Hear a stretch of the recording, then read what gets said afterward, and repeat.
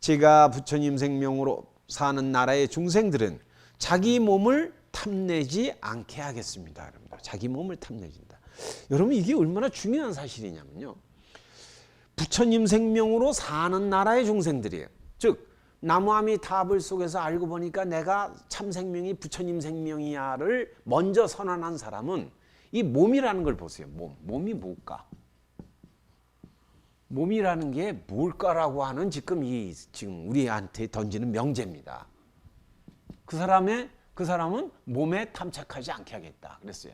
몸을 우리 불가에서 이제 까야라고 합니다. 무슨 까야. 그러면 예를 들면서 법신이다. 그러면 달마 까야. 이런 표현을 하거든요.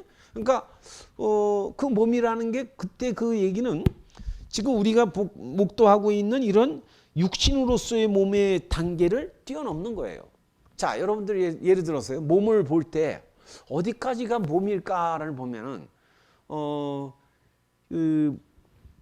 한여름에요. 만원 버스를 탔어요. 만원 버스를 딱 타면은 옆에 사람이 와서 붙잖아요. 만원 버스를 딱 타면은 딱 탔어요. 그러면 예를 들면 그 밑단부분은 보명보부 같이 미인이 와서 달라붙으면 어때요? 여름에도 싫어. 그래도 싫어. 저 미인이 왔는데도 상처받았대. 다시 얘기하면 우리 말이죠. 딱 있을 때 이 몸이 딱 있을 때 몸이 어디까지냐라는 얘기를 하는 겁니다. 지금 우리가 지금 몸이 여기 피부 여기까지를 우리 보통 몸이라고 얘기하는데 이게 보면은 좋은 사람이 있으면 어때요? 저 사람은 여기 팔짝 밀착이 돼도 같은 몸으로 느껴요. 그래서 위화감이 없어요. 근데 괜히 보기만 해도 징그러운 사람이 있어요. 싫은 사람은요. 저 10m만 왔어도 괜히 벌써 느껴. 근처에 들어오는 게 싫어. 점점 가까이 오는 게 싫은 거야. 그게 뭐냐면 내 몸을 거기까지 확장한 거죠. 사실은 내 몸이 거기까지 접촉면이 형성된 거예요. 눈에 보이지는 않지만 내 몸이 어디까지다. 우리들도 예를 들어서 어느 단체에 속한다 그러면 어느 단체와 다른 단체를 비교할 때 그 범주가 있어요. 활동 영역이. 이런 것들 있잖아요. 그러니까 그게 몸이란 말이에요. 지금 우린요. 몸이라고 그러면은 자꾸 이런 육신화된 것만을 몸이라 그런다. 근데 몸이 보세요. 이 몸이라고 하는 것은 결국은 마음과 분리할 수 있는 게 아니란 뜻이에요. 지금. 마음과. 법인들 보통들 많이 얘기할 때 불교를 마음의 종교다 이렇게들 표현을 많이 해요. 근데 여기서 또 오해가 오는 것은 마음과 몸이 둘인 줄 알아요. 여기 마음을 잘 다스려라. 그러니까 마치 몸과 마음이 따로 있는 줄 알아요.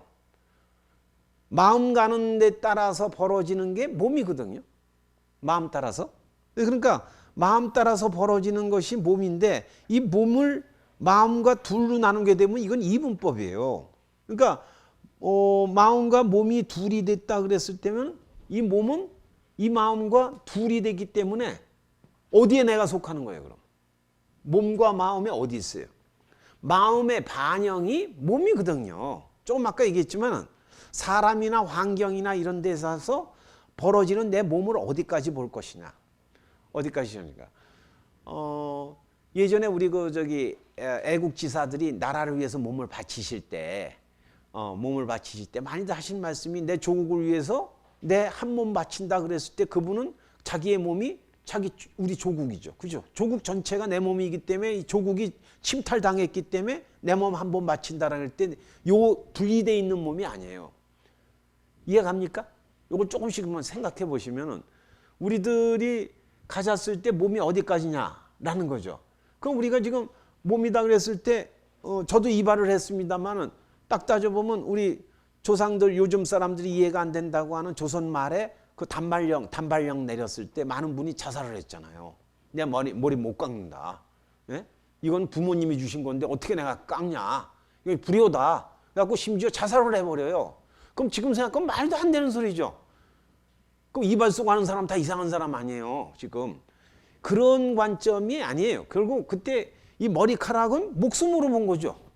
부모님과의 그 연결점으로 본 거 아니에요. 단순히 머리카락이 아니죠. 이게 몸이에요. 이게. 우리들이 얘기하는 몸이 결국은 생명의 몸이거든요. 생명으로서의 몸. 근데 생명으로서의 몸을 어떻게 하냐. 단정 짓는 생명이 형태를 가졌을 때가 몸이란 말이에요. 그래서 그 생명이 딱 고정되어 있는 생명으로만 돼 있다. 고정되어 있는 생명으로만 돼 있다 하는 순간 그것은 죽음이에요. 그 생명은 거기서 더 유동성을 납득할 수가 없습니다. 그러니까 부처님 생명으로 사는 중생들은 자기 몸을 탐내지 않겠습니다. 자기 몸이라는 것을 고정시키지 않겠습니다. 이거죠. 어떤 몸만 나다라고 주장하는 게 아니다는 거죠. 예를 들어서 친척들 만났을 때 촌수가 바뀌지 않습니까? 부르는 호칭이 바뀌죠. 또 우리들이 갖고 있는 각자의 이 사회적인 입장이 변화하게 돼요. 그랬을 때 어떤 몸이 나냐 이거예요. 어떤 몸이. 지난번에 그 TV를 보다 봤더니 오래된 영화인가 본데 그 중간에 웃기는 장면이 나와요. 뭐 범죄와의 전쟁? 옛날에 영화인가 봐요. 근데 뭐 그 TV를 탁 틀었더니 그 안에 그게 이제 무대가 경주 같던데 그 옛날 그 범죄의 전쟁이라는 게 있었죠. 그 깡패들 소탕하는 거. 그걸 무대로 한 영화인데 그 내용이 이게 나와요. 깡패가 진짜 깡패가 있고 그 깡패를 빌붙어서 또 다른 양아치 노릇하는 깡패가 있어. 예? 이런 깡패가 있는데 이 깡패가 여기보다 연장자기도 하고 촌수로 따지면 아재가 돼요. 예? 아재가 돼. 집안에 가면 친척으로는. 그런데 이 깡패가 사실은 진짜 깡패예요. 진짜 깡패인데 이 친구는 요걸 이용해서 누구하고 친하다 이걸 이용해서 다니면서 뜯어먹는 거야. 주변 사람은 내가 누구 알아. 내가 뭔지 아시겠죠? 이런 그 껄쩍껄쩍하는 사람 있잖아요. 어디든지 보면. 그런데 이제 이 친구는 이게 거추장스럽단 말이에요. 거추장스러워 갖고 이제 둘이 있을 때는 막 해요. 까불면 죽여버린다 막 이러는데 아버지가 나타나. 이 사람 아버지야. 깡패. 진짜 깡패의 아버지가 이 아재한테 너 절을 올려라. 그래요. 그 영화 장면 보고나 고기만 보다 돌렸는데 너무 웃겨갖고. 이 보면 이게 같지 않은 깡패도 같지 않은 깡패인데 집안으로 보면 아저씨야. 그러니까 가서 절을 드려. 이 장면이 여러분 이게 보세요. 우리 그런 일은 많잖아요. 이런 일이 얼마나 많을까요? 예를 들면 회사 다니다가 내가 데리고 있던 직원이 어느 날 내 사장이 될 수도 있잖아요. 그러지 말라는 법이 있어요. 여러분 학교 다닐 때 여러분보다 별 볼 일 없어 보이던 친구가 갑자기 내가 바라볼 수도 없는 지위에 갈 수도 있잖아요. 그걸 가지고서 옛날에 아이 자식 공부도 못한 놈이 나한테 맞던 놈이 이럴 거예요? 이거 아니죠. 마찬가지예요. 그런 것들이 가만히 밑변에 뒤다 보시면은 뭔가 어떤 특정의 몸을 고집할 일이 없다. 다시 얘기하면 여기서 몸을 탐내지 않는다는 얘기는 어떤 몸도 가능하다는 얘기입니다. 특정의 모습에 나를 고정시키지 않는다는 거죠. 예? 특정의 모습에 고정시키지 않는다. 우리들이 어떤 몸을 할 때 그때 몸에 꼭 따라오는 게 있습니다. 그러니까 아까 지금 얘기한 몸을 부르는 이름입니다. 이름 같은 경우에 뒤집어 보시면은 이름을 얘기할 때 우리나라 같은 경우에 우리 시정법부님 따님을 시집 보냈을 때 호적에서 어떻게 했어요? 호적에 남아 있나요? 우리 집 호적에? 없죠? 이게 참 재밌어요. 이거 어떻게 보면 이거 여자에 대한 불평등이에요. 근데 밤에 보면 시집 가면 그 집안 사람으로 옮겨가잖아요. 주소를. 최소한 우리 집 사람 아니잖아요. 그런 기준으로 따지면. 그러니까 이름이 말이죠. 내 딸이라고 얘기했는데 호적에 이름이 없어. 이거 뭐야? 뭐 한국에서의 상황입니다만은 이게 보면은 우리가 흔히 이름으로다가 그 사람을 얘기해요. 그 사람을 얘기하는데 이름 갖고 그 사람이라고 할 수 있을까요? 수많은 이름을 가지고 자기와 동일시하죠. 그러니까 심지어는 이름이 나라고 보는 사람들은 뭐 사업이 안 된다. 좀 주변 사람들하고 불화를 한다. 그렇게 되면 이름을 개명하려는 사람들이 있어요. 이름 바꾸면은 일 잘 된대더라. 그런 거 많죠. 그거 돈 벌어먹는 사람 있잖아요. 이름 바꿔서. 근데 이름 바꾸면은 일이 잘 된대더라. 하는데 이름 속에 뭐가 있다고 보는 거예요? 자기 생명이 있다고 보는 거죠. 이름이. 근데 이름이 말이죠. 이름하여 뭐라고 부르던 말던. 제가 그 셰익스피어 얘기 가끔 하는데 그 셰익스피어가 장미라고 부르던 말던 그건 장미와 상관이 없다는 거예요. 예? 장미를 장미라고 부르지 않으면 장미꽃이 아니냐. 그렇잖아요. 내가 장미꽃을 저거 백합꽃이라고 부르든 말든 그건 장미꽃이죠. 예? 그러니까 이와 같아져요. 뭘 구성을 딱 시키면요. 구성된 걸 가지고서 계속 주장해. 몸이란 말을 즉 이름까지도 여기다 집어넣어보자. 부이는 것. 마음이 개입돼서 형태화돼요. 그래갖고 이름까지 붙였어. 이걸 나라고 부른다 이거예요. 나라고 부른다. 그래갖고 요것을 나라고 주장하는 사람을 우리 불가에서 옛날부터 뭐라고 지적하냐면 이거 삿되다 그래요. 이게 삿된 거예요. 생명을 제한시켰고 고정시켰잖아요. 제한시켰고 고정시켰고. 삿되다. 왜? 생명이 바르게 돋아나도록 하지 않고 생명을 왜곡시키거든. 생명을 이걸로 제한시켜버린단 말이에요. 이름이라든가 이 몸의 형태라든가 이걸로 딱 갖다 붙인다. 그래서 한마디로 나라는 생명이 제대로 살기 위해서는 지금 이 말씀을 그대로 얘기하면 말 그대로 몸에 여기다가 탐내지 않게 하겠습니다라는 표현이 나온 것은 어떤 몸이든 가능하게 하려면 나한테 기회를 줘야죠. 그렇죠? 내가 어떤 몸든 받을 수 있는 어떤 몸으로도 살아갈 기회를 스스로에게 줘야 돼요. 그 명제가 뭐냐면 그 유명한 용수보살이라는 분이 하신 말씀인데 파사 뭐가요? 예, 현정. 이 명제는 너무나 유명한 명제요. 이거야말로 삶의 기본 출발 선언입니다. 무슨 소리냐면 파사현정. 이거 한문 써서 그렇습니다. 원어가 그러니까 보면 삿된 것을 깨뜨려 갖고 발음을 드러낸다. 그 여기서 역전되면 안 됩니다. 바른 거를 드러내면 삿된 게 없어질 거다 이렇게 생각하는 사람들이 있어요. 그때 중요한 거는 인식의 바탕이 자 이걸 모아서 이걸 나라 그랬죠. 이게 나예요. 나라는 자가 바른 것을 드러내면 삿된 게 없어질까요? 어때요? 박법우님 어떨까요? 내가 기준점으로 삼는 바른 것을 추구하면은 삿된 것이 사라질까요?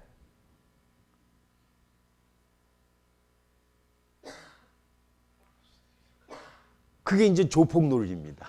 내가 바라. 나는 바르다 이거예요. 나는 바르게 살기 협회 회장이야. 그런데 내가 바르다는 것은 너의 삿됨과 상대화돼 있어. 그랬을 때 그 발음은 또 다른 의미의 삿됨 아닐까요? 내가 갖고 있는 그 식습관 또는 어떤 언어 습관이 기준점이 되면 다른 사람과 항상 논쟁거리가 되죠. 논쟁거리가요. 그러니까 현정은요 당연히 등장하는데 여기서 중요한 건 파사예요. 파사.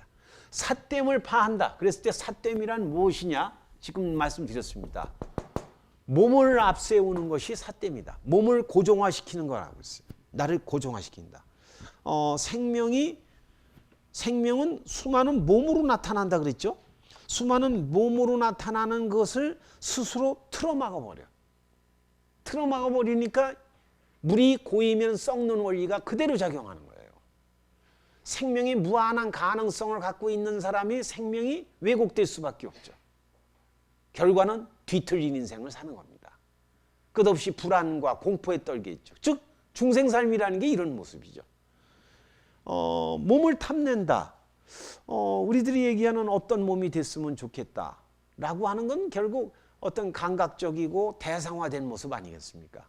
그런 면에 삶이라는 것은 결국 일종의 여기서 나오는 삿되다라는 것은 나라는 거에 익숙한 모습입니다.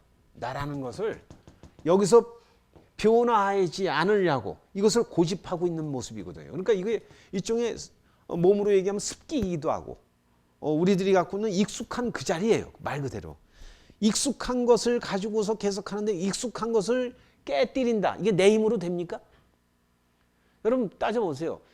내가 익숙한 것을 고치겠습니다 하고 딴짓 하잖아요. 우리 아마 다 아시잖아요.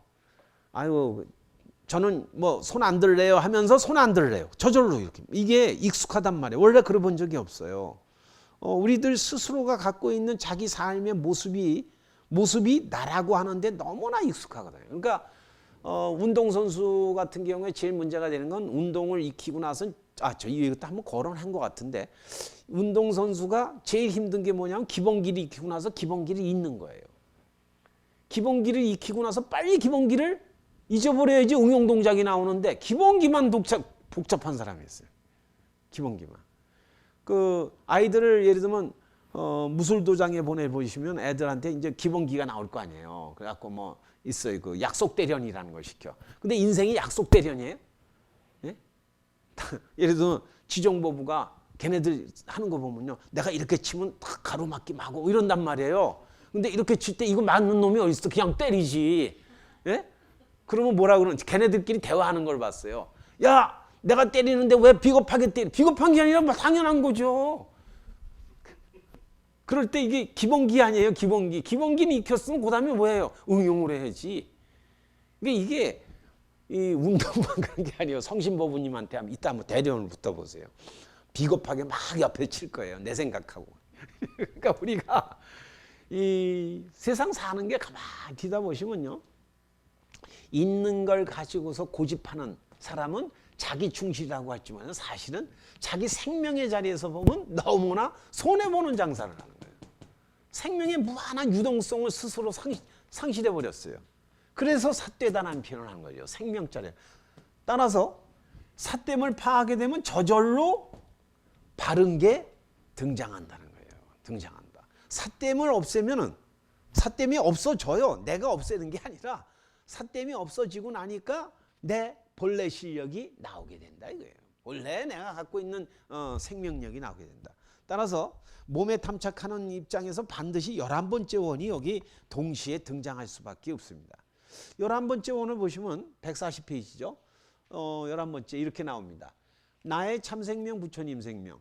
제가 부처님 생명으로 사는 나라의 중생들은 부처님 생명이 약속된 자리에 머물러 열반에 이르게 하겠습니다. 이렇게 나오죠.